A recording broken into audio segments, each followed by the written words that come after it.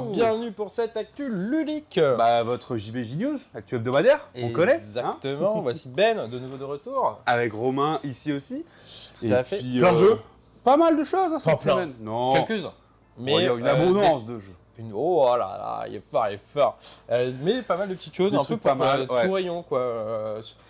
Vraiment Du familial, famille du famille un peu plus, de l'initié. l'extension pour Earth, Et un et peu d'enquête. Amelia Davis un peu d'enquête. Bah bref, on va vous Écoute, on présenter y va tout ça. Hein. Allez, Enfin, c'est parti. Et voici Les Jardins Suspendus, donc c'est édité par Gigamic dans la lignée de Acropolis. Ça va être à peu près pour le même cœur de sim, mais un poil plus. Ça sera presque aussi facile d'accès qu'Acropolis, même si c'est un cran au-dessus vite fait. Mais il y aura pas mal de petits détails par contre à prendre en compte.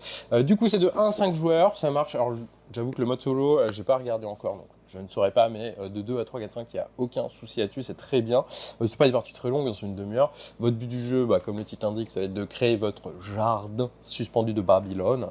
Et pour ça, vous allez avoir des cartes. Donc c'est un genre de construction de plateau puzzle game, un peu l'Acropolis, vous allez retrouver ce feeling, mais avec pas mal de choses à faire attention, parce que chaque carte va avoir des petites icônes, des petites fleurs, des petites actions bonus, ou va faire des points en fonction du niveau de votre pyramide que vous allez construire, parce que votre jardin va être en 3 étages, va vous faire gagner des ressources aussi, parce qu'il va y avoir une petite gestion de ressources qu'il va falloir avoir. Et pour prendre les cartes, c'est la pose d'ouvrier. À mon tour de jeu, je vais poser un de mes ouvriers sur une des 3 colonnes qui peut en accueillir 2 max, donc si on a déjà 2, je peux pas aller dans cette colonne-là. Et je vais acheter une des cartes, un peu à l'Acropolis. La première est gratos, les suivantes, il faudra que je paye un peu plus pour y accéder. Et c'est assez malin parce qu'une fois que vous avez acheté votre carte, que vous êtes posée dans votre pyramide, en respectant les contraintes, la colonne de cartes va descendre. Du coup, vous allez amoindrir le coût des autres cartes. Du coup, il va falloir aussi un peu surveiller les autres joueurs, ce qu'ils veulent, pour pas leur donner des cartes moins chères. Voilà, c'est vraiment très cool, ça dure 4 manches. À chaque manche, vous avez 3 actions, parce que vous avez 3 jardiniers, donc à chaque fois, vous allez prendre une carte. Vous pouvez ensuite acheter un petit embellissement pour mettre sur les tuiles les cartes que vous avez ramassées vides pour les améliorer. Et ensuite, vous allez voir si vous pouvez faire un objectif ou pas. Voilà, donc la course objectif, de l'optimisation, un peu de regard sur les autres. C'est tout ce qu'on aime. Les jardins suspendus, on vous recommande. Du coup, on vous le présente cette semaine, même si on l'a déjà présenté au bar en avant-première et il est déjà un peu dispo à la boutique, mais sort officiellement 15 jours en France aujourd'hui. Du coup, petit jeu d'un jeune auteur bordelais, d'un éditeur bordelais. Donc on a un truc vraiment local où vous allez vous balader en France. Donc voilà, vraiment que demander de plus. Le jeu est assez sympa et assez simple aussi. C'est un petit jeu de collection, vous allez jouer 15 tours, donc qui représentent les 15 jours dans lesquels vous vous baladez. Et à votre tour de jeu, ça va être assez simple. Il y aura plusieurs cartes disponibles qui représentent tous des lieux de la France, qui ont été magnifiquement illustrés pour le coup, on le précise. À votre tour de jeu, soit vous allez pouvoir récupérer l'une de ces cartes et la mettre devant vous, ça va vous coûter des pas, qui est un peu la monnaie du jeu. Bah, en effet, on se balade, ça nous coûte un peu de temps et de déplacement. Vous allez pouvoir sinon récupérer des petits objectifs sur les cartes rencontres, vous allez en piocher 2, vous les gardez, il y en a une de votre main que vous devrez défausser, etc. Ces rencontres, c'est ce qui vous fait principalement des points en fin de partie via des collections de symboles. En effet, sur chacun des lieux que je visite, il y a tel et tel symbole, et du coup on va essayer de les collectionner pour marquer un maximum de points.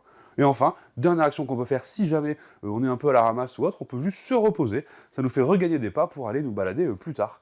Donc vraiment, c'est hyper efficace, il y a un feeling un peu des aventuriers du rail où je vais collectionner différentes cartes pour valider les objectifs derrière. Ça se joue rapidement, c'est vraiment très très agréable. Donc si vous cherchez un petit jeu, là c'est full édité en France, fabriqué en France, voilà, c'est incroyable. Et à noter qu'en plus, en ce moment, vous avez des petites cartes exclusives qui ont été faites. Une pour notre boutique Jeux Barjo, une pour la fête du jeu. Donc voilà, ça vous donne un petit peu idée de à quoi ressemble le jeu à l'intérieur, et vous pouvez récupérer ça en plus. Voilà, c'est tout pour 15 jours en France. Et tiens Nanog, bah nous on l'avait vu à Cannes et on avait beaucoup aimé, donc on est assez content qu'il soit là. C'est un jeu en mode construction de tableau, donc à Château Combo, la cour de Versailles, à la Stranger Above the Cloud, oh mon accent. Du coup vous allez créer un tableau de cartes devant vous, il va falloir faire un maximum de points en fonction de celui-ci, mais le petit truc du jeu c'est qu'il va y avoir des petits détails qui font qu'il se démarque des autres jeux. Déjà il est un peu surédité, parce que bon, ça reste un jeu de cartes, c'est quand même une grosse boîte, mais l'univers est trop bien, la DA est trop cool, du coup les cartes sont assez grandes et le jeu est magnifique. Donc c'était, moi je trouve ça trop bien qu'il soit pas une petite boîte à 20 €, on a là, et encore c'est 30 balles, hein, c'est pas non plus 40, hein. Là on a vraiment une grosse présence sur table qui fait bien plaisir.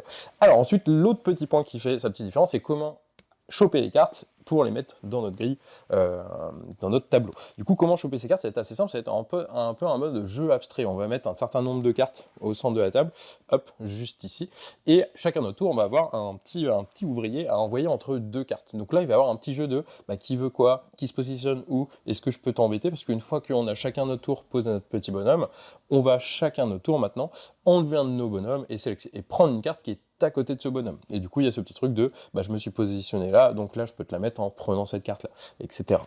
Ensuite, une fois qu'on a récupéré toutes ces cartes, enfin même une par une, à chaque fois que je récupère une carte, je la mets dans ma main. Et là, c'est un petit système à la AI 100% humain pour ceux qui connaissent. Vous allez avoir une réserve de cartes. En fait, en début de partie, vous allez commencer avec une main de cartes et à chaque fois que vous allez prendre une carte, vous l'allez mettre dans votre main et ensuite vous choisissez une de vos cartes de votre main pour l'ajouter à votre tableau. Et donc vous avez ce petit truc de réserve qui fait que cette carte-là, je sais que plus tard, ça va être un banger comme effet, comme terme de points. Parce que les cartes, enfin, en tout cas quelques-unes, ont des petits effets. Et du coup, vous avez ce petite anticipation, ce petite programmation. Il y a aussi le fait que enlever une carte adversaire que nous, on veut pas, c'est pas grave, parce qu'elle va rester dans votre réserve en soi. Et du coup, ça permet pas mal de petits trucs tactiques au niveau du placement d'ouvriers pour prendre les cartes. Ensuite, votre tableau, ça va être 3 lignes de 5 cases, et chaque ligne va être régie par une règle. Mettez les cartes en ordre croissant, mettez un maximum de la même couleur dans les colonnes, etc. etc. Ça, en fonction des valeurs, des couleurs, il va y avoir pas mal de petites choses à faire. Il y a plein de règles différentes à chaque partie pour régir ces fameuses lignes de votre tableau pour la rejouabilité. Du coup, c'est vraiment très chouette. C'est pas trop compliqué, ça va être un petit casse-tête quand même au niveau de la prise de cartes et ensuite de votre tableau, comment les agencer, mais c'est vraiment cool. Nous, on a beaucoup aimé Tiernanog, on vous recommande beaucoup aussi. Vous aimez Earth et vous cherchez à augmenter un petit peu votre fun dans ce jeu, vous avez l'extension Abondance qui sort aujourd'hui. Du coup, ça va vous rajouter des nouvelles cartes, de la faune, de la flore, etc. Un peu plus d'interaction, vous allez pouvoir embêter les autres joueurs. Une nouvelle mécanique qui, de mémoire, s'appelle Germination ou quelque chose comme ça. Et surtout, le fait de pouvoir jouer à 6 joueurs. En effet, on trouvait que c'était ce qui manquait le plus dans Earth. Non, sans déconner, pour le coup, l'extension ajoute vraiment pas mal de petites choses assez sympas. Donc vraiment, si vous voulez un peu augmenter votre expérience de jeu, n'hésitez pas à venir choper cette petite extension. Amelia Davis, la quête du Graal. Qu'est-ce que c'est cette petite chose? Ça va être un jeu enquête / escape game / aventure, un peu à la Escape 2222. D'ailleurs, que vous pourrez jouer cet après-midi. L'éditeur vient à 15 ou 16 heures pour vous faire tester son jeu et on peut faire une tombola. Comme ça, ceux qui viennent tester, ils peuvent peut-être partir avec un exemplaire de la date. Bref, je m'égare. Du coup, Amelia Davis, ça va être une enquête de quelques heures. 90. Enfin, 900 minutes, du coup 10 heures, pardon, autant pour moi, c'est 10 heures. Du coup, c'est le petit truc que vous n'allez pas faire en une après-midi, quoi. Enfin, à moins que vous ayez un dimanche consacré à ça, quoi. Plus le truc que vous allez faire de temps en temps, une petite heure, 2 heures par-ci par-là, en prenant des notes, parce qu'il faudra prendre des notes, il y a beaucoup de choses. Du coup, ça va ressembler pas mal de principes différents. Vous avez plein de documents dans la boîte, vous allez vous servir d'internet, parce qu'il va y avoir tout un aspect historique qu'il va falloir prendre en compte. Vous allez avoir une genre d'application, vous allez avoir des casse-têtes, vous allez avoir de la logique, plein de choses, ça a l'air assez ouf, mais attention, c'est costaud, quoi. Donc c'est vraiment, ça s'adresse aux gens qui ont bien aimé Sherlock Holmes, ça s'adresse aux gens qui ont bien aimé Cold Case, le deuxième, parce qu'il est un peu plus dur que le premier, Guilty. C'est vraiment pour ceux qui veulent tryhard, quoi. Genre en mode, je veux un gros jeu d'enquête, je veux passer du temps. Du coup, ça, on vous le recommande, parce que le matos, c'est assez ouf, c'est assez immersif. En termes d'univers, on aime bien, quoi, forcément, un quai du Graal, quoi. Voilà, donc si vous aimez le genre de truc, on vous recommande aussi.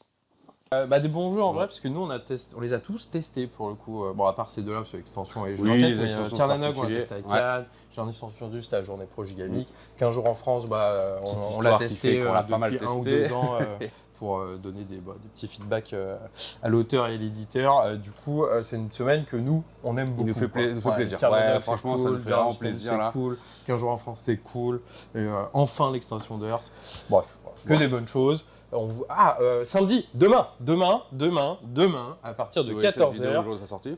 Quai des Kéris, rive droite, c'est la fête du jeu de Bordeaux. Donc venez nous voir. Normalement, le temps est à peu près ok cette année. Les autres années, c'était beaucoup plus beau. Mais là, normalement, il ne pleut pas. Du coup, venez tester plein de choses. Il y a quelques éditeurs. Des éditeurs m'ont confié des jeux pour vous les faire tester sur les tables de jeux Barjo. Après, vous pouvez jouer à plein de choses. Il y a des jeux géants, il y a des jeux plein air, des Ouais, jeux il de y a toutes société, sortes de un jeux, espace toutes les assos de petite Bordeaux, enfance. Enfin, bref, c'est vraiment grand. Et le truc de ouf, c'est que c'est gratuit.